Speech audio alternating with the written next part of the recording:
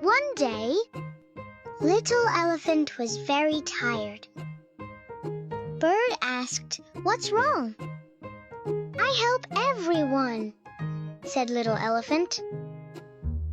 "I pushed Bunny's heavy carrot cart. I picked up Bird's lost letter. I carried Monkey's fruit basket.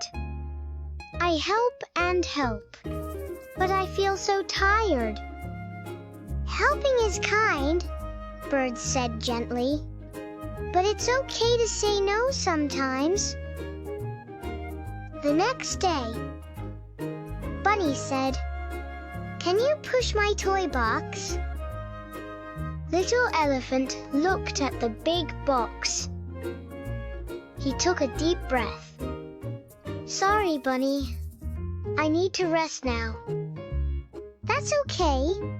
I can ask Monkey," Bunny said. Little Elephant lay under a tree. Saying no is okay. Can you be brave and say no too? Like and follow.